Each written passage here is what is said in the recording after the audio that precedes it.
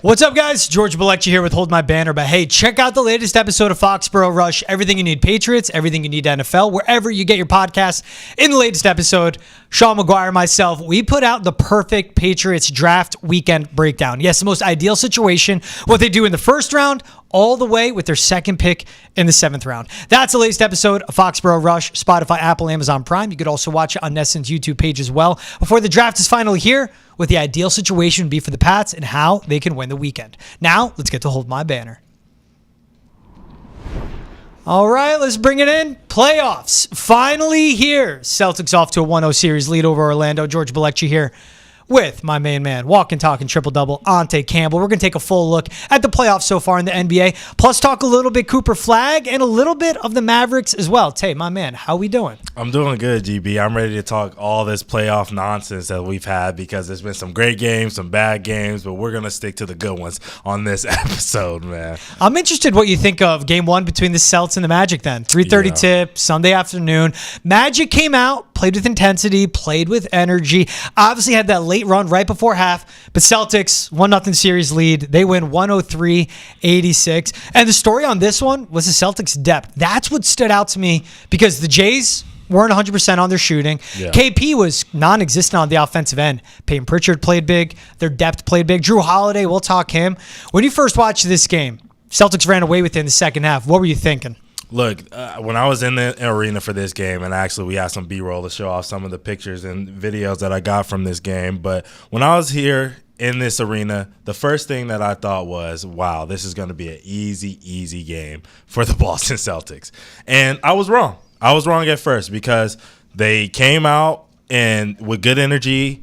Franz Wagner was missing shots. Paolo was doing what he was doing. And I was like, okay, they don't have enough to stick around. And they made that push in the second quarter and took over a lead going into halftime. And I was like, okay, the champions needed a little reminder, right? A little reminder, and they're going to come out. And guess what?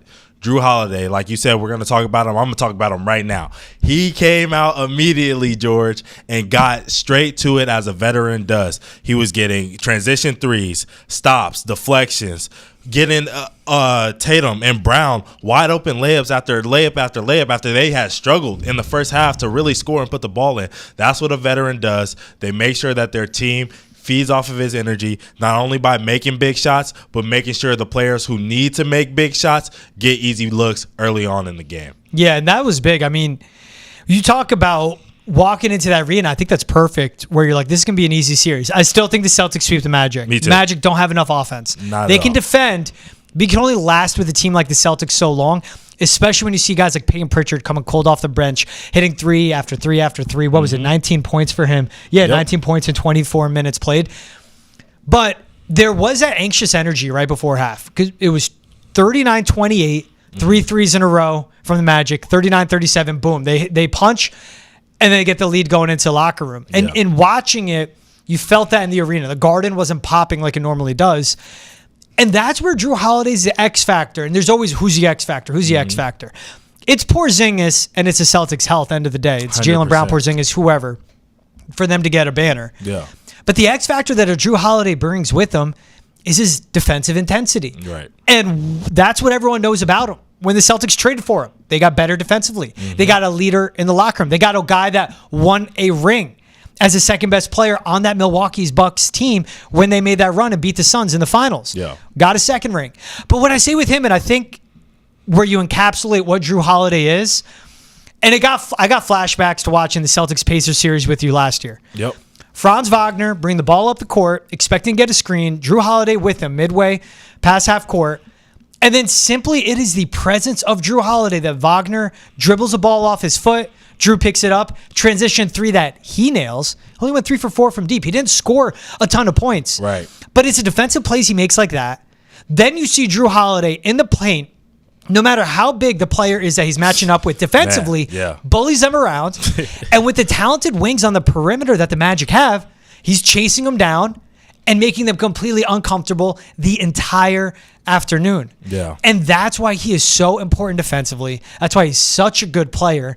And when he does that, it just feeds into the energy for the rest of the team. Where a guy at his age, with his resume, his accolades, everything he has, he was playing harder than anyone else on the floor. That young Magic team or this hungry Celtics team too. Yeah. That's what Jrue Holiday does. He just jumped out to me. You could see it through the screen. I know you felt it in person, watching it in person. We both love everything Jrue Holiday brings with his game. Yeah. But I think that's what's perfect where, okay, the game went a little sideways right before half. All right, what would the Celtics do? And maybe in a way it was a locker room looking around. JB coming back from his knee. Porzingis not a factor. Yep. Jayson Tatum shots off. We'll talk about his wrist in a little bit. And I feel like it was Jrue. Nothing needs to be said to him. He goes, all right, I'll wake everyone up. I'll make the plays we have to. And then everyone followed. That's what the depth of this team is ridiculous. Yeah. And we could talk about the guys they have coming off the bench. We could talk about how good the starting five is, the Jays. But it's also their key vets, too, like a Jrue Holiday that makes their success happen. Yeah. Look, it's all about the energy that Jrue brought to this team. It was what we like to call a loud 9 points, you know? Yeah. It felt like he had 30. That's honestly how it felt. Exactly. That third quarter was such a big deal for him. It was the idea of the veteran coming in to set the tone. It's what makes this team special, like you said. Tatum, you know what I mean, shooting woes in this game. JB coming back from injury. Yeah, first game since April. Like, it was first game in 12 days, I think, for him. KP kind of didn't get the opportunity to be the shot blocker that he is because he has to guard Wendell Carter, who's having a terrible year this year from three, but career-wise is a good three-point shooter, and so you have to, respect him when he walks out there, right? So they didn't have the rim protection that they needed, right? They didn't have the shots going in that they needed. They're two stars, dealing with some things here and there, but what they did have is ball pressure, energy, and three guys. Really, we talked about Jrue, but it's D. White, like you said. It's Peyton Pritchard, like you said. It's Jrue Holiday who come in there and take over a game for you. They can play any type of way. That's what makes this team so special. Al Horford, okay, not his best game, right? Like you said, KP, not his best game. But they have guys on guys on guys. It doesn't matter. You could have a D. White give you 30, make 7 threes, and that's what makes this team so special. Yeah, it was Tatum going 8 for 22 from the floor, Brown 6 for 14, KP 1 for 8. But that's it. And then we talk depth. We got to talk it. Derek White was 10 for 18 from the floor, 7 for 12 from 3. Yeah. And obviously everything he brings defensively. And Peyton Pritchard was the 9th guy off the bench because that second unit was Cornette, Al Horford, and Sam Hauser.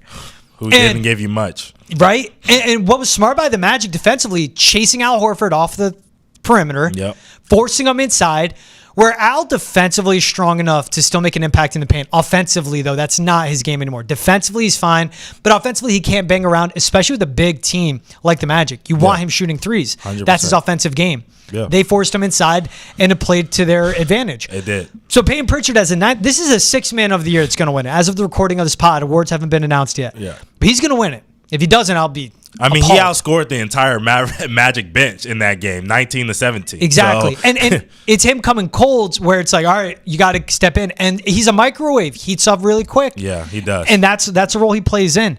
Where it's just they flex the depth. And as it is with the Celtics, and I like that you point out with Porzingis taking the assignment of a Wendell Carter because, he's having a bad year. You respect his history of shooting. Yeah, of course. Because everything right now for the Celtics is the law of averages.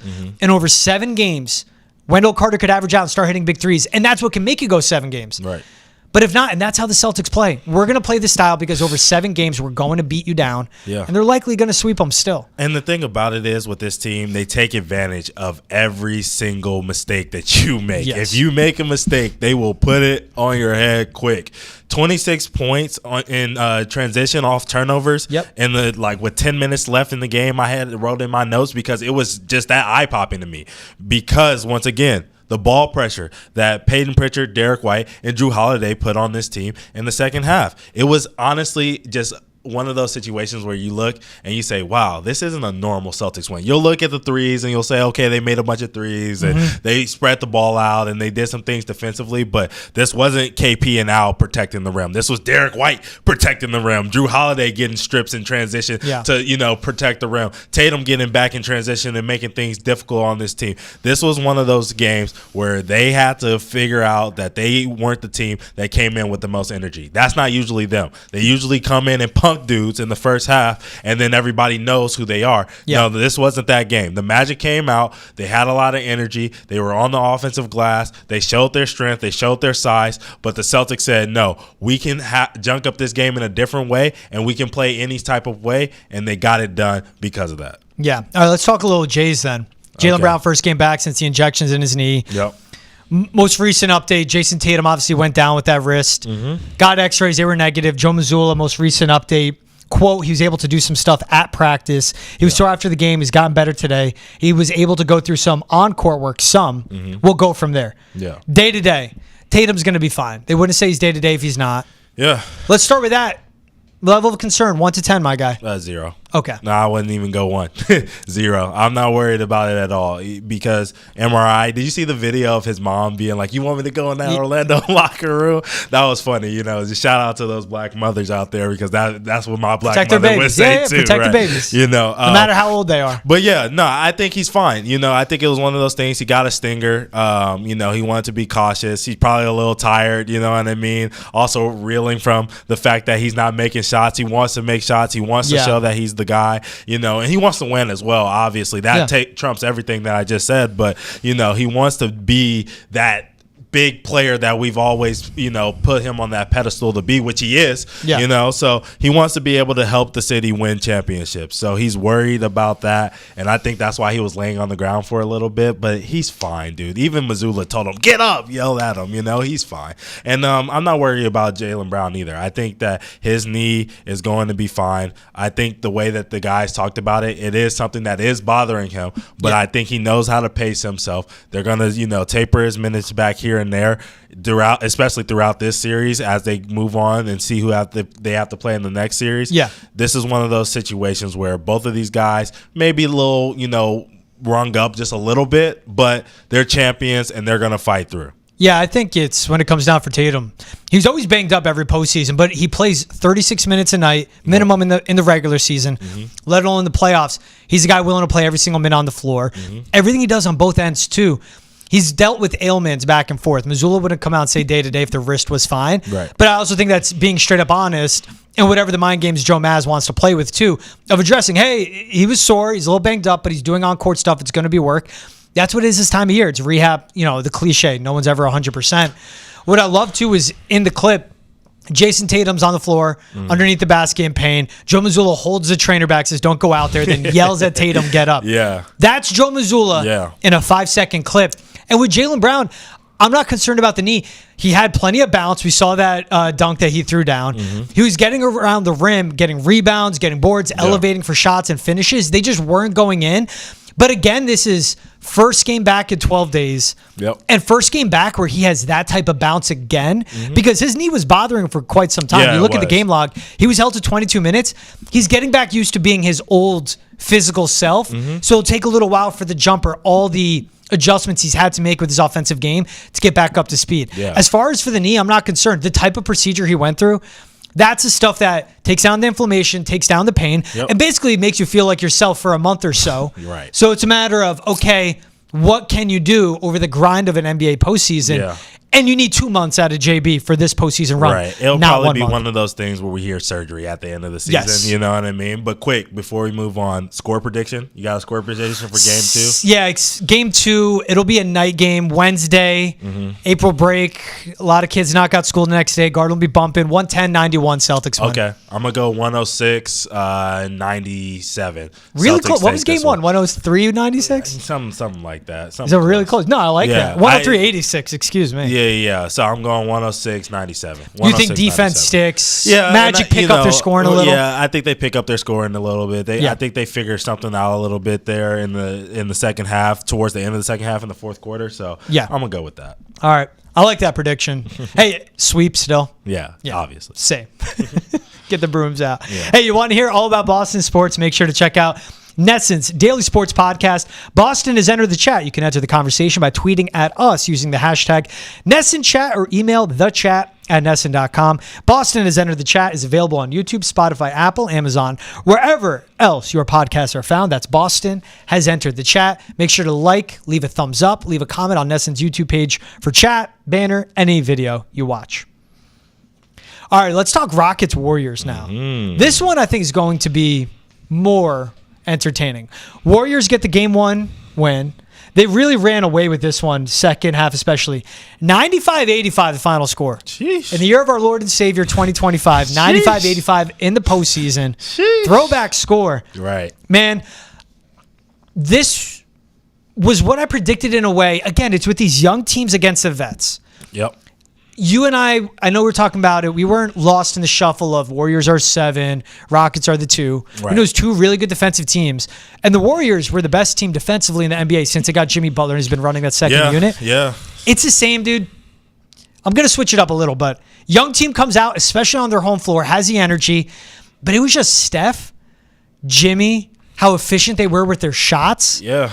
And the Warriors kept Houston in a half-court offense, and Houston did not know what to do when the game slowed down. Yeah, you're right. And the thing about it is when I was watching this game early, I was starting to get a little bit nervous because, me and Travis on the opposite side of this matchup. I got the Warriors walking out of this one. He's got the Rockets walking out of this one, limping. I wouldn't say walking, limping out of this matchup, Yeah. But it was one of those things where the young guys came and they punched them in the mouth. You know what I mean? They got that energy, that adrenaline. Man, when I saw Alperen Sengun dunk on Draymond Green, I was like, we might have some trouble here. And then when Tari Eason got the steal in transition early in the first quarter as well and got on the rim, he's screaming. And, he was the guy who was, hey, Warriors, come out and play. So Clinking the bottles. Right, with the bottles, you know what I'm saying? So, I thought this was going to be one of those series where I was like, there might get game 1 and this might really shock the Warriors and, change up what they have to do.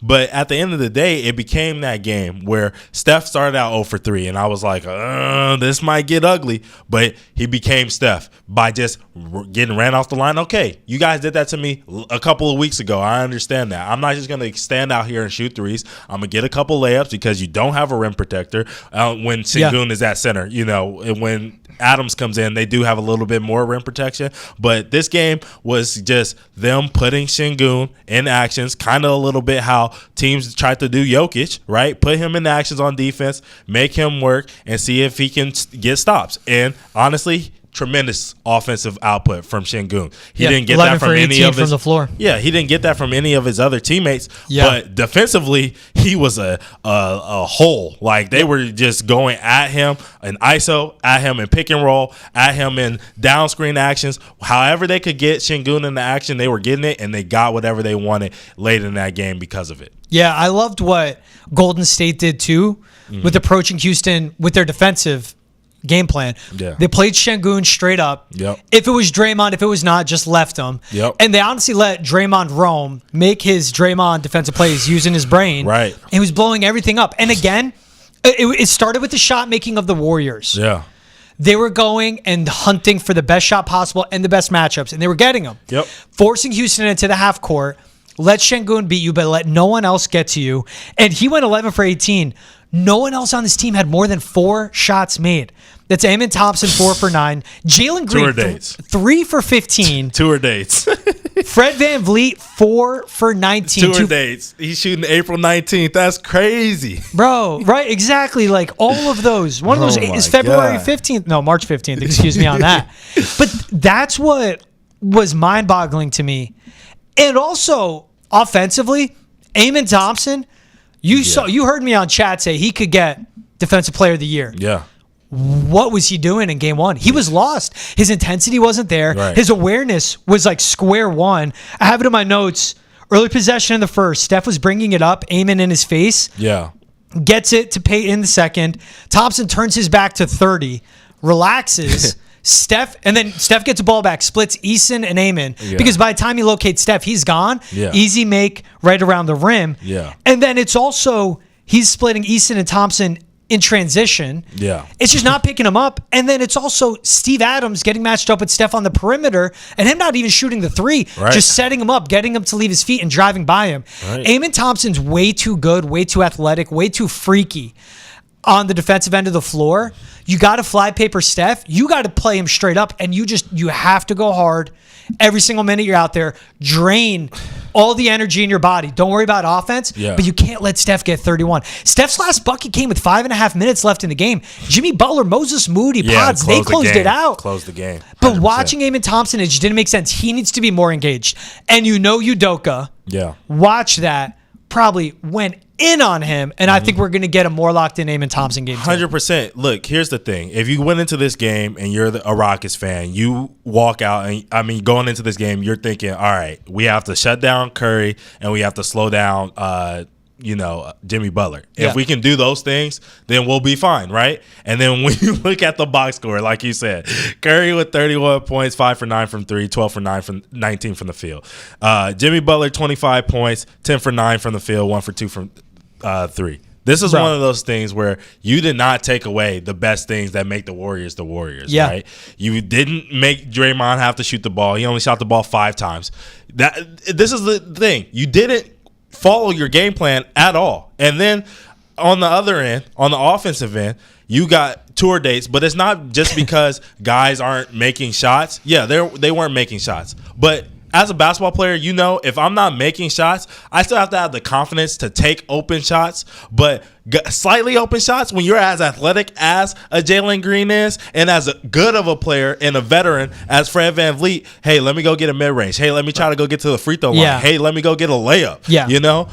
For them to not do that and waiting for shots to go in against a Warriors team with a Steph who was electric and on fire. I mean, he was shooting shots off one leg, faders in the corner. He was threes. Attacking the inside too, no problem. He wanted to go inside. He's like, all right, chase me off the perimeter. And then his dagger at the end that gave him 31 was vintage Steph deep from 3, just yelling in your face because you can't stop him. Yeah. All right. What about game 2? What do you see in this one? Let's just get a prediction off real quick before we move them. Warriors got to clean up the offensive rebounds. That's the one thing. Yeah. Plus 16 for the Rockets in that game. That was insane. They finished 22 offensive rebounds. But they still won by 2 because the Rockets can't shoot. But I digress. Go ahead. No.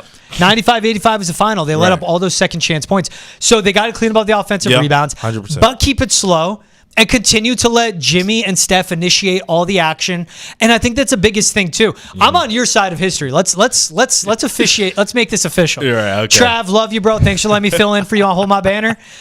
Ante and I are going to be on the right side of history. Let them know because the Warriors in that play-in game and what we've seen from them since Jimmy Butler was traded for, and I'm on the wrong side of history of that. I said, what is he going to wake up this age? Try? No, he's washed. Yeah. I'm wrong. But now I'm on the right side of history. He runs that second unit that the Warriors are getting 0 production at. And by him taking over and initiate all the action, it lets Pods do his thing. Payton the second do his thing. It lets all the depth pieces that the Warriors have go out and play, but they have 2 full units of guys that are just being so efficient on the floor. And when it comes to closing, no notes on the Warriors. Keep doing it. Clean up the offensive rebounds. Be smart with the shots. As it is for the Rockets, they got to speed up the tempo. They got to take smarter shots, but they have to speed up the tempo. Let them get set on defense. Then they be disciplined on defense, Amen Thompson. And they got to make shots. Don't hunt for 3, but maybe we see more Cam Whitmore minutes, maybe more Reed Shepherd, because they don't have shooting, and everyone knows that. The Warriors know that. Everyone knows it. But Udoka has to go into his bench, and the guys that don't normally play, he has to get some production out of them and find some 3-point production. I think game 2, I think Rockets do bounce back. I think it's going to be 102-96 Rockets win. Okay, yeah. I think the Rockets are going to win this game too. And the reason that I think they're going to win this game is because I think they're going to try up some different lineups, right? They're going to try to get another shooter into the lineup, some more defenders. I think that he's probably going to look towards Aaron Holiday a little bit more in this game. He didn't play him at all. He got to coach DNP in this game. But this is one of those guys who's a 3-and-D guy, a good shooter. He knocks down, kind of like his brother. You know what I mean? He kind of like Drew. Just timely shots, timely shots. Not to the effect that Drew Holiday is, but in the similar vein. So I think that the Rockets are going to end up walking away with this one. I think it's going to be a little bit of a higher scoring output for them. I'm going to go 102 Rockets. Warriors 99. 2 things real quick before we move on. One, the Holidays kind of like low key legendary like sports families. Aaron Holiday and Drew. Where are they from, Tay? They're from Los Angeles. Yeah, come on now. I tried to give it to my boy. 2, do we see Jonathan Kuminga in this series? Yeah, I think we do. So? I think we do. I think we see him in game 3. Why game 3? Because I think they lose game 2. So there's some response. So, I think that we end up seeing him in game 3. Yeah, he went so long without playing. Was playing towards the end of the regular season. I cannot get any foresight into Steve Kerr and what he thinks of Jonathan Kuminga. Yeah, I don't think he likes him. I mean, I don't think he has to freelance been kind of apparent since they drafted him. You know what I mean? They haven't been in love with the pick. Yeah. You know, so it is what it is. I think great spot for Kuminga would end up in Houston. They're not going to get shooting. You got to do more shuffling. Yeah. But I feel like a coach like Udoka would get the most out of a Jonathan Kuminga. Also, shout out Steve Kerr, showing love to Harvard basketball, Tommy Amaker, before the series started. Always love Steve Kerr for doing that, keeping it real. Right. Hey, the NFL draft is this week. What did the Patriots do with the 4th overall pick? Tune in to Foxborough Rush on the clock, live 2-hour NFL draft special during the first round on Thursday night, kicking off at 8 p.m. on Nesson Nation and Nesson's YouTube. Yes, we'll be live streaming on YouTube. Myself, Travis Thomas, plenty of guests. We'll watch the draft with you guys, breaking down every pick and diving into the Patriots' first overall selection. You'll hear from NFL draft experts from ESPN, NBC, and PFF. That's Foxborough Rush on the clock, live 2-hour NFL draft special. Nesson Nation. And then on Nesson, immediately following the Woo Sox game and live streaming on YouTube. All right, let's get into this one now. Knicks Pistons. 1-1. Karl Anthony Towns still trying to find him. That man went MIA in the second half. But honestly, the Knicks offense was atrocious in this game. They had no flow. They had no identity. It was a pickup run. All right, I'll go. You go. All right, you got this one. I think they had 15 total assists, scoring 94 points as an offense. It's putrid. Jaylen Brown, Karl Anthony Towns were not on the same page at all. And give credit to the Pistons. I thought they would respond. I thought they'd bounce back. They made this a series, taking game 2 in the Garden. I loved what I saw from Cade Cunningham. Jaren Duren, too. Like, I loved the response I saw from the Pistons. As a Knicks guy, I'm saying this. You know me, Tay, like, love Brunson. When the Knicks are doing well, basketball is better. I just hate the makeup of this team, and it's mainly around Karl Anthony Towns. This is what you're going to get in the postseason. If Tobias Harris defensively stops Karl Anthony Towns one more time on the block, like, God so help me. So I'm venting. 194 is the final. Pistons not up this series. What did you think of that response by Detroit? Cade having a hell of a game. And we just saw, again, Malik Beasley, the depth of this Detroit team shine through. Yeah, it was one of those games where this team figured out what they did wrong in the first game. In the first game, 19 turnovers. And I'm going to be king, I hate turnover thing. It wasn't just like turnovers, we threw the ball out of bounds. We, got 3 seconds in the key. Dead ball turnovers. Live ball turnovers where you're throwing the ball across the court and seeing long athletic Knicks players who have a good defensive team shooting easy gaps and getting layups in game 1. Yeah. That was unacceptable. The fact that Josh Hart had a big offensive output in game 1 tells you everything you need to know about how bad the Pistons played to finish out that game. Yeah. But game 2, they came out and said, hey, every single thing that we did in that first half of game 1, we are going to do for a full 48 minutes in this game. Yeah. Very simple. We're going to play through Cade. We're going to make sure that you guys are getting open shots. We're not going to turn the ball over, especially not live ball turnovers. And we're going to play like a team that went and got veterans that put us in this position to be in a playoff series that a lot of people think they can win. This is a great game for them. Great game for JB Bickerstaff. Yeah. Great game for Dennis Schroeder, who went out and closed this game out. Bro, the shots he was making at the end, including that 3. Including the 3 to end the game, basically. Good night. You know what I mean? The game-winning 3. Yeah. So when I'm screaming at the television, I'll tell you now, I'll scream, get the ball to Cade, get the ball to Cade. What are we doing? And he said, no, I'm a vet. I've been in these situations before.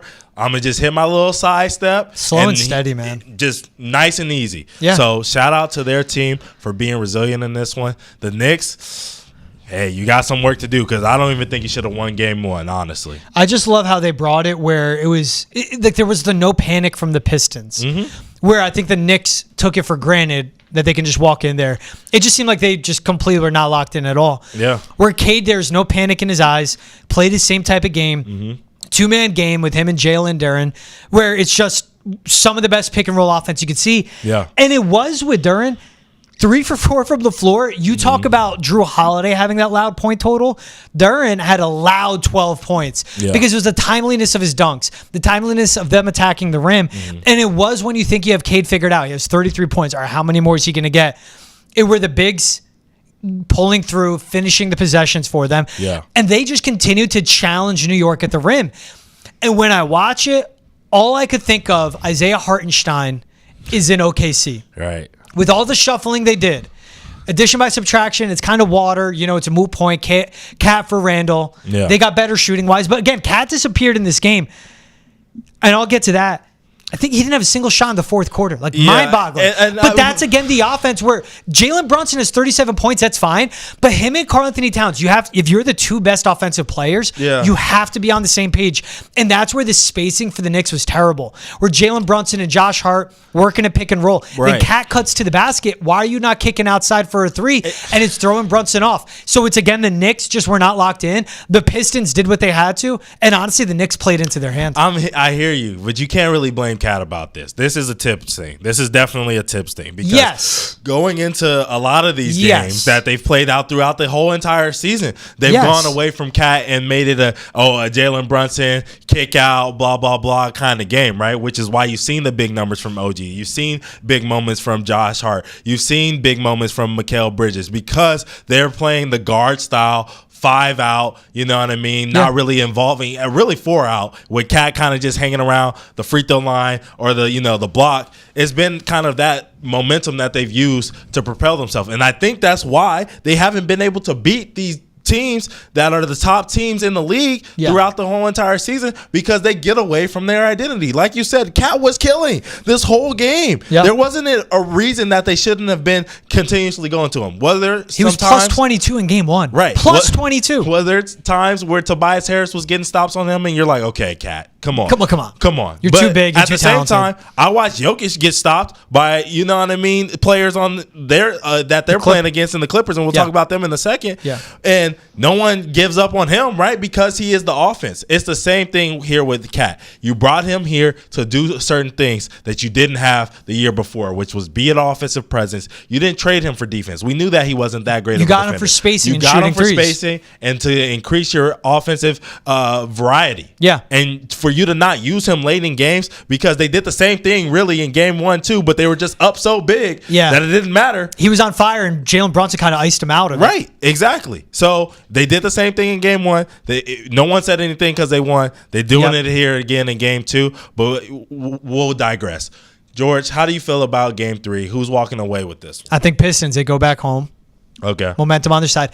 Cat 0 for 3 in the third quarter in game 2. Not a single shot in the fourth quarter. That can't happen.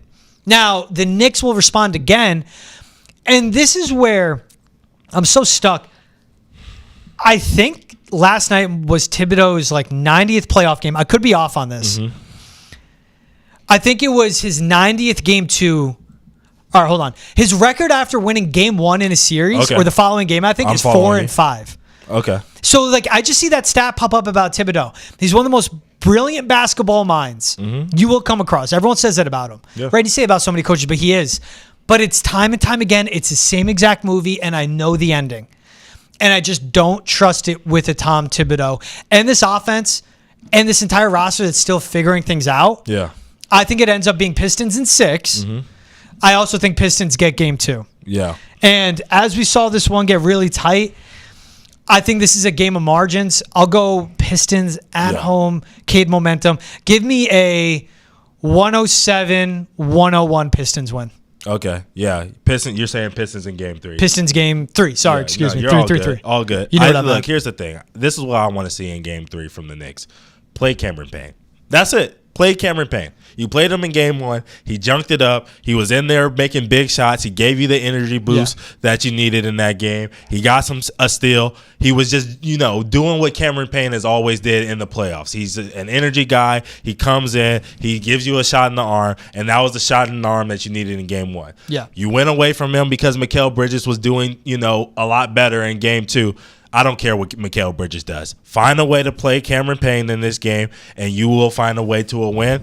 I'm going to go Knicks are going to take game 3, actually, in Detroit. And I'm going to go Knicks 112, Pistons 107. Ooh, okay. So you got Knicks responding on this one. Yep. Also, again, it's we talk loud points. Empty minutes was Mitchell Robinson too. That's something. Again, all right, you got that body. 100%. But also can't get bullied. But they're not playing Precious Achiuwa as well. If Mitchell's not going to do anything, I know Precious Achiuwa is going to go in there and rebound and play hard and do all of those things. He might not have the verticality that Robinson has on the offensive end. But, on the defensive end, he's going to give you what he gives you. Yeah. All right, let's talk Nuggets-Clippers. Man, this game was one of the best playoff games. Yeah. Because of that finish, last 5.5 minutes, all the lead changes, all the ties. Clippers take it 105-102. Just an absolute thriller.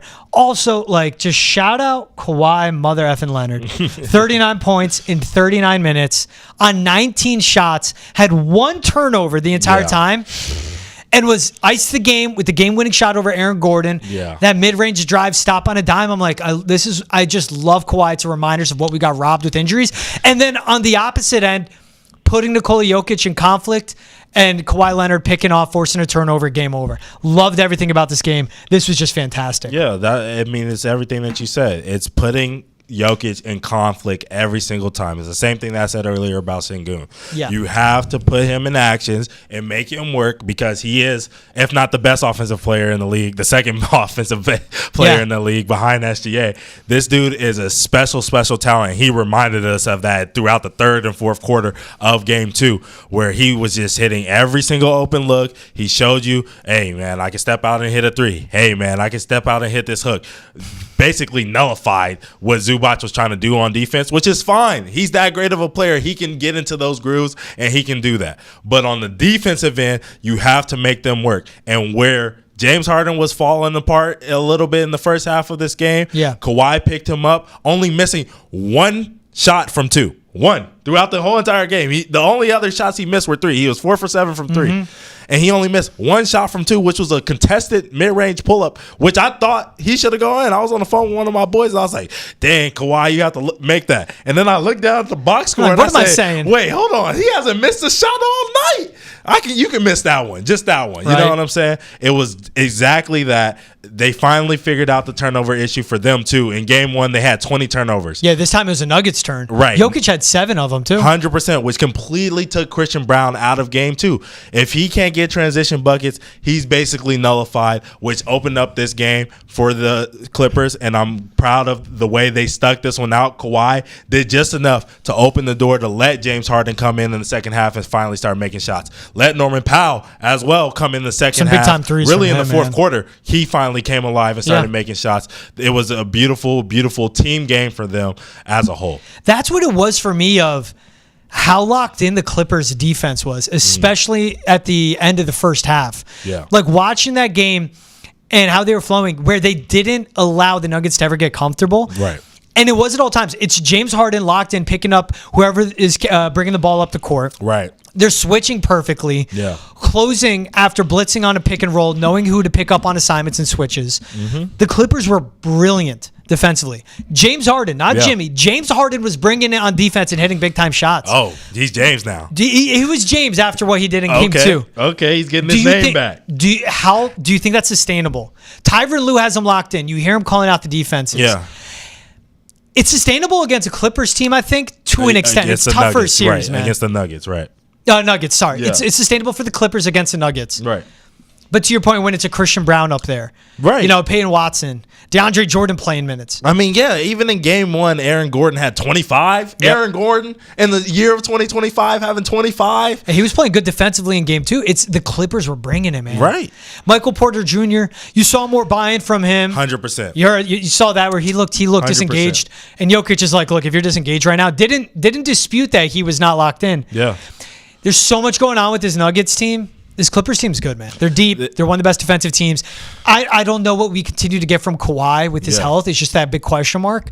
But they're deep and they can defend. Yeah, they're deep. They can defend. And what they can do is when they can generate open shots. It's whether they're going to make them or not. This was one of those games where they finally figured out how to make them because they didn't allow just drop coverage from Jokic on the ball screens. They went and they said, okay, you're going to play and drop. We're going to attack that. Really Kawhi, because like I said, James Harden had trouble with the drop coverage in the first half. He wouldn't take the mid-range jumper for whatever reason. Yeah. He was just trying to get to the rim, looking for foul calls or shooting the step back, which wasn't going in that night. But at the end of the day, they ended up figuring out how to attack that with Kawhi, which forced the Nuggets to go in the zone. And when you have them in zone and they're not able to get their full box outs, you saw some offensive rebounds, was less to extra shots, which led to them hitting some big shots in the clutch because of it. So shout out to their whole entire team for just actually grinding out that game, because in game 1 they got dead legged and took all the energy out of the building.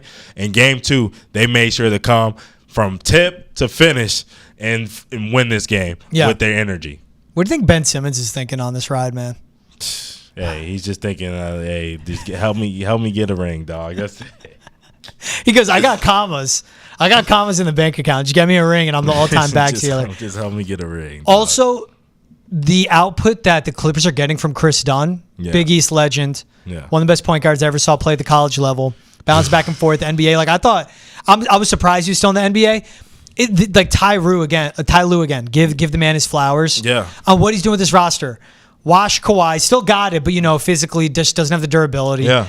It's James Harden. It's Chris Dunn playing big minutes. Yeah. Zubac, what he's getting out of him as well. Yeah. Yeah, Norman Powell, these names. And the Clippers quietly have been doing it. You're 100% right. And I'm glad you brought up Chris Dunn as we're, transitioning out of this, just because, look, Chris Dunn, it's ball pressure. I know we've been talking about ball pressure, but his willingness to not get screened has been a huge difference maker for this Clippers team throughout this run. The shot making, whatever, here or there. We're not here for that.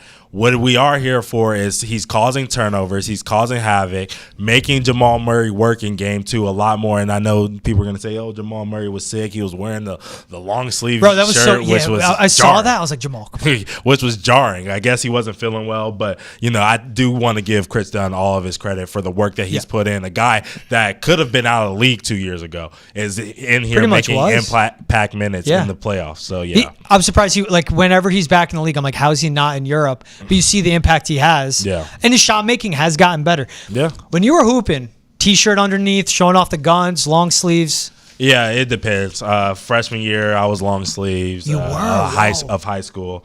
No, I'm talking college days. College. Come on, I'm talking yoked tay. College was we had the short sleeve for a little bit, and then I did not compression, not tight, because you can't have it tight, I hate loose. That. Yep. And then I was like, you know what? Forget that. We gotta show guns. Work too hard in the weight room. Yeah. We were guns sophomore year and on. Seeing Jamal Murray in that long sleeve shirt, instantly I'm like, bro, 0 aura. It was jarring. Negative 100 aura. Yeah. Terrible. It was jarring. All right, wait. Before we move on, score prediction. Can we give one real quick?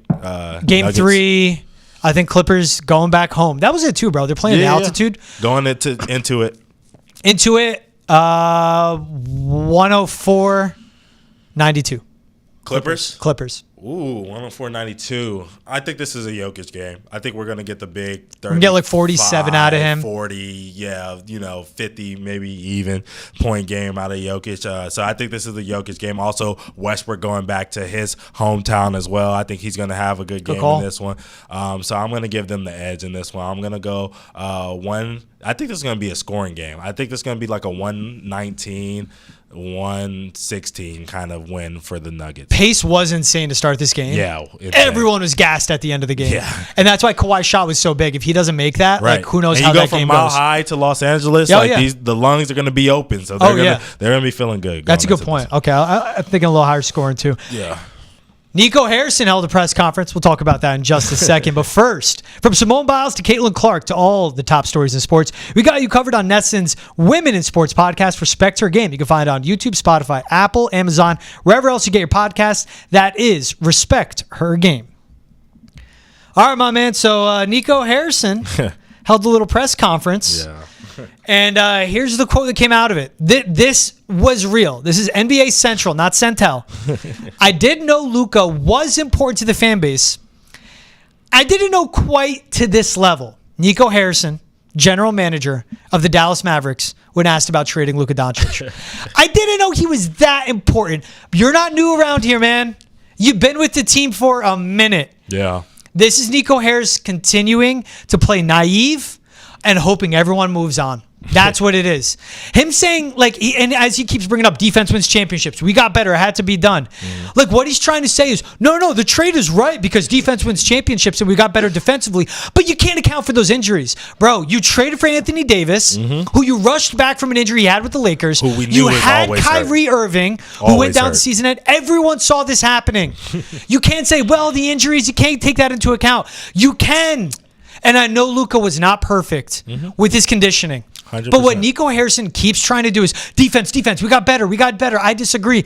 That'd be like me going to my fiance every day and go, you know what? You could have had Chris Hemsworth, but you got me, and you're the winner. Like, just me just delusionally thinking I'm a better looking guy than Chris effing Hemsworth, right? Yeah. I wouldn't blame my fiance. I wouldn't blame her at all. That's what Nico keeps trying to do. Yeah. Delusionally continue to persuade this very smart fan base that a generational talent was worth trading for nothing.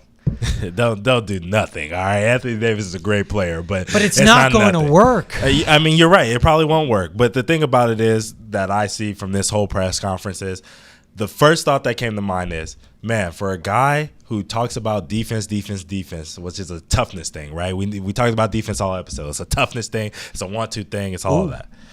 This guy has to be the softest man in America. Right. Seriously. Like, he has to be the softest man in America. Like, hiding from the media for months, finally coming out and speaking. And when they have, all these questions for you, well, I didn't think that it was going to be this bad. And, it's like, what? I think that defense wins championships, which he's not wrong. Defense does win championships. This is all we've been talking about all episodes. So that's put together a team last deadline that was terrific defensively and got you to the finals. Right. But because of Luka. But at the end of the day, like, when you can't answer why you shouldn't be fired and you have this, this soft demeanor and you're hiding out, you won't even sit in your seats. Right, with you Luka's won't even sit in your seats because you're afraid of what the Dallas Mavericks fans are going to say to you. Bro, throwing people out for fire Nico signs in the arena. Dude, firing people because you're afraid that they're going to steal your spotlight because they have too much power in the organization. Yep. Which is a report that's going out there. Yep. Like, dude, everything that I hear about you, every single time that I hear something about you from the time that I learned your name after the Mavericks went and did what they did to Jalen Brunson, what they did to KP, all this other stuff, every single moment that I've heard something about your name, it just reminds me that you have to be the softest guy in America. Sorry. You just have to be. Tim McMahon of ESPN did an awesome job. He's a Dallas guy connected there. Awesome job covering the NBA. His article on ESPN's fascinating. Taking a look into Nico Harrison. Cam Smith, one of Dirk Nowitzki's best friends, who Nowitzki credits for why he had such a long career, dating back to 2004. Yeah. He fired him because that guy, his authority, his influence carried too much weight throughout the franchise. He fired him over Zoom while he was home in Ohio taking care of his dying mom. Soft. Just Zoom. Soft. And Nico, soft. and it is. He just wants yes men around him. Yeah. That's like, I am scared. If I'm a Mavericks fan, I am getting ready to separate myself from that franchise because if he continues to stay in a leadership role, I am afraid of where that's heading. Yeah. And also, when you talk about soft demeanor, we'll talk Cooper Flagg in just a second. When you talk soft demeanor, it's a facade to me. He wants to come off, kind of take off the armor, strip back the veneers, be like, oh, it's Nico. He's a nice guy. In reality, behind the closed doors, probably an a-hole. He ain't no nice guy. All right, let's talk Cooper Flagg. Cooper Flagg declared for the draft. Yeah, let's talk this. How you feel about this, George? I am so shocked, Dante. I am startled that he did this. I'm excited. I don't even know why he flirted with the fact that he was going back to college. Maybe it was business. Maybe they were seeing like how much NIL dollars you can get out. But bro, you could get endorsements next level. Yeah. All right. Look, we got about 3-4 minutes left here. Let's talk about the best fit for the Duke star. He's going to be a lottery pick. He's going to be the first pick in this draft. I wouldn't even say lottery. Let's keep it to the teams that are in the lottery. Out of the teams that are in the lottery, top 10, I would say more or less, not top 14. What do you think is the best top three fits for Cooper Flagg in this draft? Number 3, Houston. His defensive intensity, and I think him getting coached by Ime Udoka, that's a match made in heaven. Okay. They need to get a point guard. They need to get shooting. But if they get Cooper Flagg, they can part with some of their younger pieces, let the other guys they drafted, Reed Shepherd, Cam Whitmore, get more minutes, and get an actual point guard in there. Fair.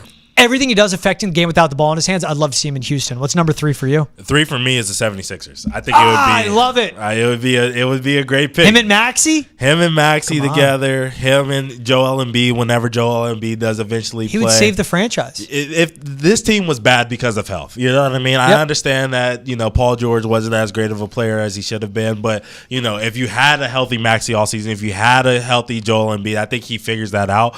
This team and you add a Jared McCain back alpha injury as well, and you add a Cooper Flagg, this team will be really scary. Immediate contenders once again. My number 2 is the 76ers. Okay. For that, and it's also, this is a kid I think can handle the pressure.